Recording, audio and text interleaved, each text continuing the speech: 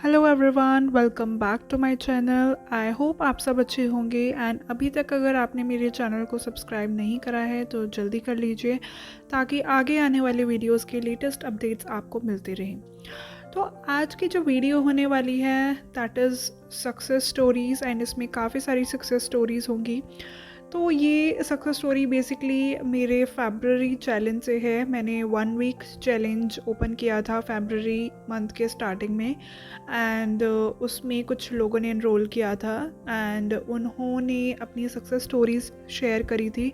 तो वो सारी मैं एक साथ इस वीडियो में बना रही हूँ जिसमें सारी ऐड होंगी।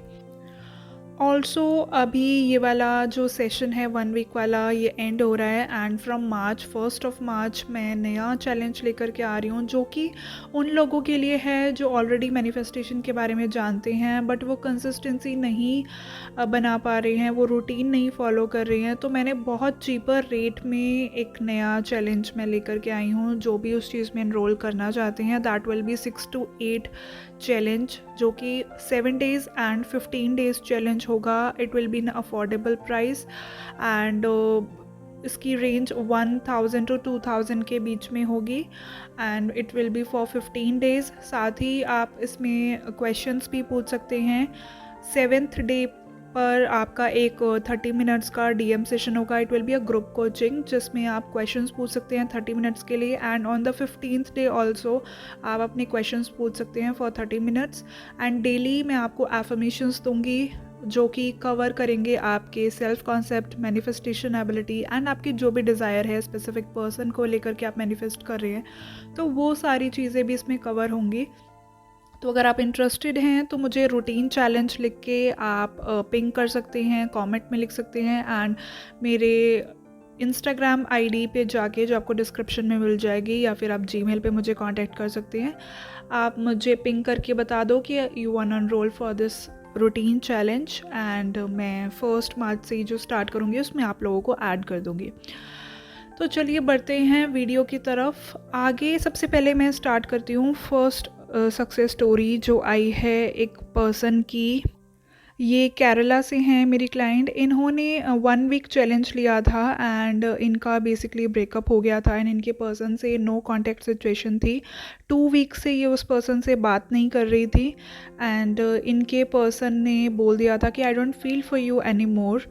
और इनको मैंने कुछ असाइनमेंट्स दी थी जो डेली टास्क होते थे तो उसमें मैं एंड स्टेट में रहने के लिए मैं इनको कुछ ना कुछ टास्क दे दी थी स्क्रिप्टिंग के और साथ ही मैंने इनके लिए पर्सनलाइज्ड एफर्मेशंस भी बनाई थी जो मैंने इनको दी थी। तो ये वही एफर्मेशंस करते थे एंड वो चैलेंज में काफ़ी ब्रेक्स लेकर के आप बार बार उसको रूटीन की तरह फॉलो कर रहे थे तो इनकी कंसिस्टेंसी भी बनी थी। तो विद इन 3-4 days इनको काफ़ी डिफरेंस दिखने लगा एंड इनके पार्टनर ने आकर के इन्हें वापस कॉन्टेक्ट करा दैट ही वॉज मिसिंग हर और तभी इनकी वापस से बातें स्टार्ट हुई and she is now back with him. और इन्होंने मुझे अपडेट डाला एंड इन सब की सक्सेस स्टोरीज़ मैं कम्युनिटी में इनका स्क्रीनशॉट ऐड कर दूंगी अगर आप लोग सक्सेस स्टोरीज़ पढ़ना चाहते हो उनके वर्ड्स में। तो बाकी आपको मैं अगर इनका रूटीन बताऊं तो इन्होंने मोस्टली एफर्मेशंस करी हैं एंड जो मैंने इनको स्क्रिप्ट दी थी वो ये दिन में 2 बार करती थी बिकॉज मैं एक सेल्फ वाली स्क्रिप्ट रखती थी एंड एक स्पेसिफिक पर्सन वाली। तो वो 2 स्क्रिप्ट्स इनकी होती थी एंड स्टेट में रहने के लिए। सो इसमें मैं एक पॉइंट ऐड करना चाहती हूँ कि जो लोग सोचते हैं कि आपको विजुअलाइज करना ही पड़ेगा तभी आप मैनिफेस्ट कर पाओगे, दैट्स अ मिथ। टेक्निक्स का काम सिर्फ और सिर्फ आपको एंड स्टेट में रहने के लिए हेल्प करता है। टेक्निक्स आर नॉट समथिंग जो आपको आपकी डिज़ायर ला के दे रही हैं, ये आपको उस स्टेट में डोमिनेंटली रहने में हेल्प करती है, दैट्स इट। तो अगर आप विजुअलाइज नहीं करते हैं तो आपको अपने आप को फोर्स करने की ज़रूरत नहीं है। ये सारे वो क्लाइंट्स हैं जिनमें से किसी ने भी विजुअलाइज ना तो फर्स्ट पॉइंट ऑफ व्यू में ना थर्ड पॉइंट ऑफ व्यू में कैसे भी किसी ने भी विजुअलाइज नहीं करा है and they have manifested just by affirming and scripting, little bit of scripting and mostly affirming, that's it. Okay so ये फर्स्ट स्टोरी थी। सेकंड स्टोरी है मेरे क्लाइंट की जो कि जॉब मैनिफेस्ट कर रहे थे एंड ये एक स्टूडेंट थे।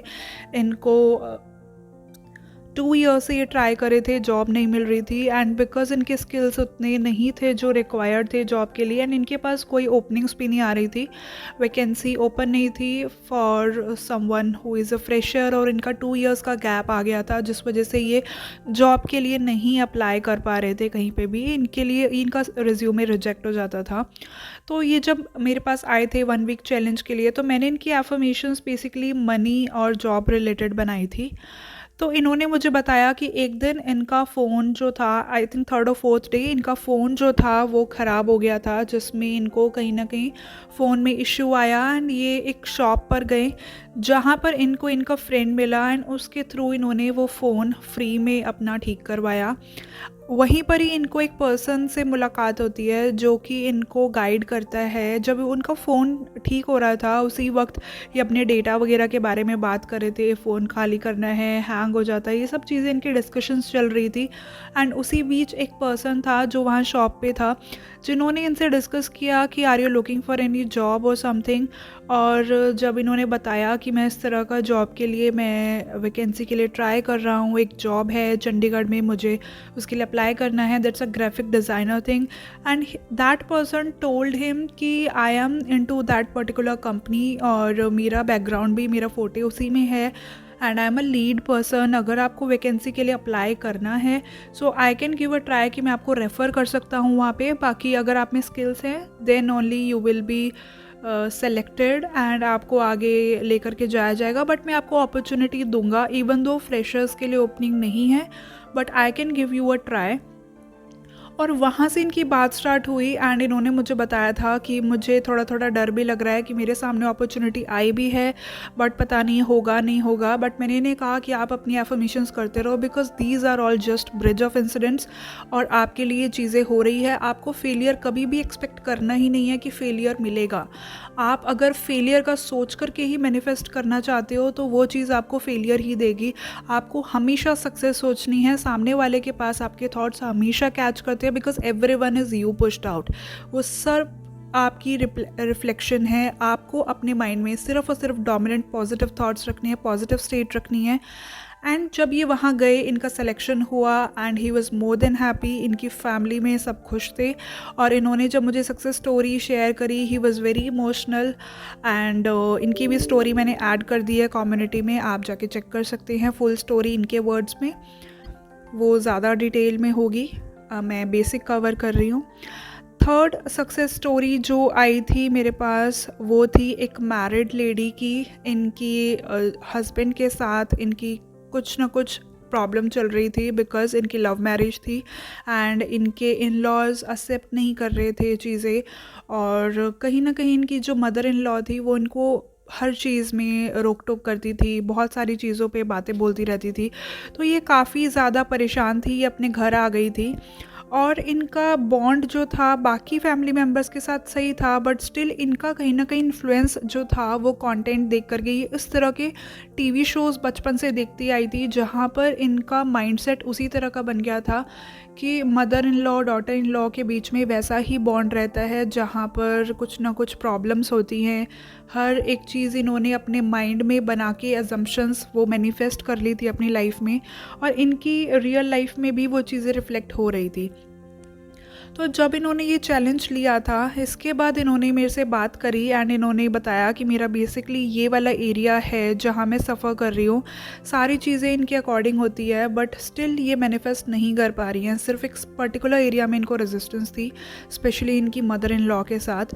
तो इनकी जो एफर्मेशंस और रूटीन चैलेंज मैंने बनाया था वो उसी एरिया को कवर करते हुए था एंड इन्होंने बताया कि कैसे इनके गुरुजी थे जिनको ये मानती थी एंड वो उनका कोई एक प्रोग्राम था जो इनकी सोसाइटी में हो रहा था और वहाँ पर इनकी मदर इन लॉ और इनके हस्बैंड और उनकी फैमिली वहाँ पर आ रही थी एंड इनकी भाभी ने बोला, जो इनके हस्बैंड की भाभी हैं जो इनके, और उन्होंने इनसे बात करी कि इस तरह से हम वहाँ पे आ रहे हैं तो हम आपसे मिलने आएंगे।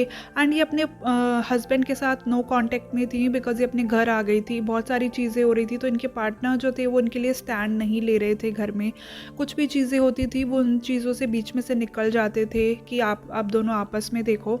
एंड वहाँ से क्या हुआ कि इनके हस्बैंड में भी चेंजेस आए, एंड साथ ही जब इनकी फैमिली वाले, जो इनके हस्बैंड की फैमिली वाले हैं, वो उनको विज़िट करने आए, उनकी मदर इन लॉ जो उनको हर चीज़ में रोकती टोकती थी, उनका खाना बनाया हुआ कभी पसंद नहीं आता था।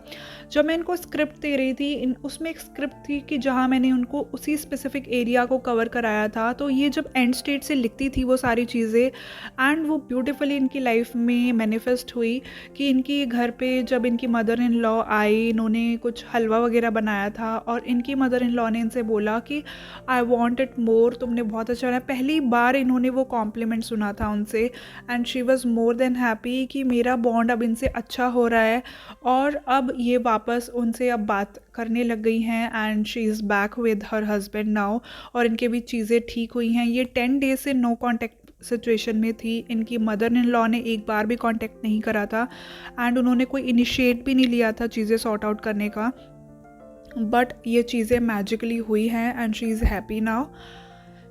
तो ये थर्ड स्टोरी इनकी थी। फोर्थ जो एक सक्सेस स्टोरी आई थी मेरे पास, वो एक लड़की की है जो कि अपने पर्सन को मैनिफेस्ट कर रही थी, एंड उनके पर्सन ने उन्हें कांटेक्ट करा आफ्टर 2 वीक्स। इन्होंने रोबोटिक एफर्मेशन चैलेंज लिया था, जिसमें कि ये 3 एफर्मेशंस मैंने इनको दी थी अपने स्पेसिफिक पर्सन के सिनेरियो के लिए।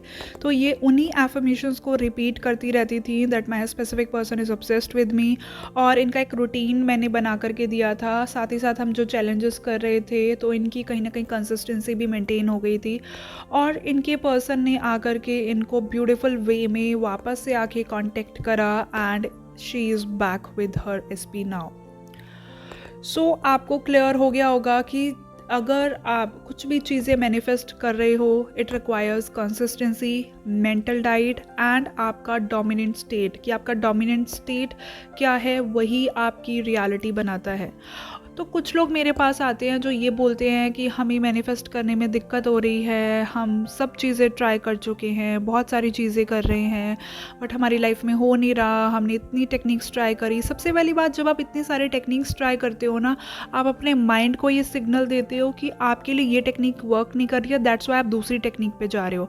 सेकेंड टेक्निक ट्राई करते हो, नहीं होती, आप तीसरी पे जाते हो। जब आपका फोकस सारा का सारा मूवमेंट्स पे है, दैट्स वाई आपको कुछ भी रिजल्ट नहीं मिल रहे हैं, बिकॉज अब जब जैसे ही आप मूवमेंट पे फोकस करते हो, आप अपना माइंड एंड रियलिटी से हटा करके आप फोकस करने लग जाते हो मूवमेंट्स के ऊपर, कि मुझे अब नाम दिखाई दे रहे हैं, मुझे ये सब चीज़ें दिख रही हैं, मुझे एक्चुअल मूवमेंट नहीं दिख रही, मुझे बाकी लोग कंफर्म कर रहे हैं, मुझे इस पर्सन से मूवमेंट नहीं मिल रही। ये सारे नेगेटिव टॉक्स, ये सब वेवरिंग है जो आप लोग करते रहते हो, एंड देन आप शिकायत करते हो कि हमें मूवमेंट नहीं मिल रही है, हमारे साथ क्यों नहीं हो रहा, हम इतने टाइम से कर रहे हैं, हम इतने महीनों से कर रहे हैं, सालों से कर रहे हैं, बट इसे परसिस्ट करना नहीं बोलते हैं। परसिस्ट करने का मतलब होता है कि आपको कोई नेगेटिव थॉट नहीं सोचना है, आपके डोमिनेंट थॉट पॉजिटिव होने चाहिए। नेगेटिव थॉट्स आ भी रहे हैं, स्टिल उन्हें डोमिनेंट मत बनने दो। आपके थॉट्स हमेशा एंड स्टेट रिलेटेड होने चाहिए, कि अगर वो चीज़ आपको मिल गई है तो आप क्या सोच रहे होगे। आपकी इनर टॉक्स उस चीज़ से रिलेटेड होनी चाहिए, ना कि आपकी नेगेटिव स्टोरी से रिलेटेड। अगर आप लोग अपनी पास्ट स्टोरी को, अपनी ओल्ड मेंटेलिटी को छोड़ोगे ही नहीं, तो आप एक न्यू रियलिटी कैसे क्रिएट कर पाओगे। ये इतनी सिंपल सी बात लोगों को समझ नहीं आती है। लोग आके कहते हैं कि हमें एफर्मेशंस भी नहीं करना, हमें कुछ स्क्रिप्टिंग भी नहीं करनी है, हमें कोई टेक्निक नहीं करनी है, हमें इनर टॉक्स भी नेगेटिव करने हैं, बट हमें बस रिज़ल्ट चाहिए, हमें कुछ भी नहीं करना है, बस हमें रिज़ल्ट चाहिए। क्या आप हमें रिज़ल्ट दे सकते हो क्या आप हमारी मैनिफेस्टेशन करा दोगे क्या मुझे इतने टाइम में रिज़ल्ट मिल जाएगा क्या। जो इस तरह से आकर के लोग क्वेश्चन पूछते हैं ना, उन लोगों को ये बेसिक चीज़ ही नहीं समझ आई है कि मैनिफेस्टेशन इस तरह से वर्क नहीं करता। It's not a magic, it's a spiritual law. ये बिलीफ पे डिपेंड करता है कि आप किसी चीज़ को डोमिनेंटली कितना अपने माइंड में चलाते हो, उसको एक बिलीफ बनाते हो, तभी वो आपकी लाइफ में मैनिफेस्ट होता है। Because everything is coming from your inside. But अगर आपका इतना ही ट्रस्ट ही नहीं है कि आप मैनिफेस्ट कर भी सकते हो और आप उस चीज़ को रियल ही नहीं मानते हो तो आप कोई भी टेक्निक कर लो, आपकी लाइफ में वो मैनिफेस्ट होगी ही नहीं, बिकॉज आप हमेशा क्वेश्चन करते रहोगे हो भी रहा है या नहीं, मैं सही भी कर रहा हूँ या नहीं। आपको कितने भी कोचेस पे चले जाओ, सेम चीज़ आपकी लाइफ में रिपीट होती रहेगी और आप ऐसे ही अपने मनी वेस्ट करते रहोगे।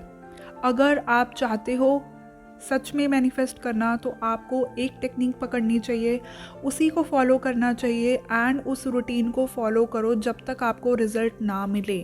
परसिस्टेंस का मतलब होता है कि persist until it gets harden into fact. Assumption जो भी आप बना रहे हो उसको अपने माइंड में तब तक चलाते रहो, उसमें तब तक परसिस्ट करते रहो जब तक वो सॉलिडिफाई होके आपको नहीं दिख जाती है।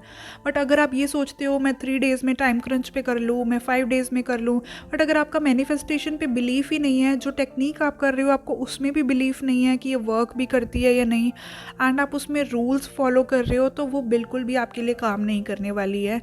आप इसी तरह से क्वेश्चन करते रह जाओगे। अपनी टेक्निक्स पे, अपनी जो भी आप चीज़ें कर रहे हो उस पर बिलीव करना सीखो, अपनी पावर पे बिलीव करना सीखो, realise who you are. And अगर बाकी लोग मैनिफेस्ट कर सकते हैं तो आप लोग भी मैनिफेस्ट कर सकते हो। इट्स नॉट समथिंग जो बहुत डिफ़िकल्ट है, आप सारी लाइफ अपने मैनिफेस्ट करते आए हो। इट्स जस्ट अब आप कॉन्शियसली मैनिफेस्ट कर रहे हो तो आपको वो थॉट्स नहीं सोचने हैं जो कि आपकी मैनिफेस्टेशन को इम्पैक्ट कर सकती है। अदरवाइज थिंकिंग थॉट्स ये आप हमेशा से करते आ रहे हो, एंड अब आपको सिर्फ वही फेवरेबल थॉट्स सोचने हैं जो आपकी डिज़ायर्ड रियलिटी से मैच करते हैं। That's it. तो अगर आप में से कुछ लोग ऐसे हैं जो कि ऑलरेडी मैनिफेस्टेशन जर्नी में हैं एंड वो जानते हैं लॉ के बारे में, बट उनको कंसिस्टेंसी मेंटेन करने में इश्यू आता है, तो वो मेरे साथ कनेक्ट कर सकते हैं। ये रूटीन चैलेंज जो मैं लेकर के आई हूँ ये उन्हीं लोगों के लिए है और इट इज़ वेरी अफोर्डेबल। इसका रेंज सिर्फ 1000-2000 के बीच में रहेगा एंड ये 15 डेज़ एंड 7 डेज़ चैलेंज होने वाला है, जिसमें आपको 1 सेशन आपको मिलेगा फॉर ग्रुप सेशन जहाँ पे आप क्वेश्चंस पूछ सकते हैं 7 डेज़ में, एंड 7th डे पर वो आपके क्वेश्चंस होंगे। एंड जो 2 वीक्स वाला होगा इसमें आप 7th day and 15th day पर आप क्वेश्चन पूछ सकते हैं और ये 30 मिनट्स का सेशन रहेगा। और बाकी फुल डे जो होगा मॉर्निंग टू इवनिंग, जिसमें आपको 3 एफर्मेशंस कवर किए जाएंगे डेली, जिसमें आपके सेल्फ कॉन्सेप्ट, मैनिफेस्टेशन एबिलिटी और आपके स्पेसिफिक पर्सन डिज़ायर रिलेटेड होगा। और इसमें आपको एक टास्क एक्टिविटी भी डेली रहेगी जिससे आपका रूटीन फॉलो रहे ताकि आपको अपनी मैनिफेस्टेशन जर्नी में हेल्प मिल सके। सो अगर आप कनेक्ट करना चाहते हो मुझसे तो आप मेरी इंस्टा आईडी पे आके मुझसे डीएम में आप पूछ सकते हो, आप बुक कर सकते हो अपना session and it will start from 1 मार्च। उसके बाद मैं कोई भी बुकिंग्स नहीं लेने वाली हूँ इसकी। सो आई होप आपको वीडियो से बहुत सारी चीज़ें क्लियर हुई हों और आपको समझ आया होगा कि आपकी जर्नी में कहाँ इशू आता है, किस चीज़ को आपको ध्यान देने की ज़रूरत है। सो मिलते हैं नेक्स्ट वीडियो के साथ। Till then take care, bye bye, happy manifesting.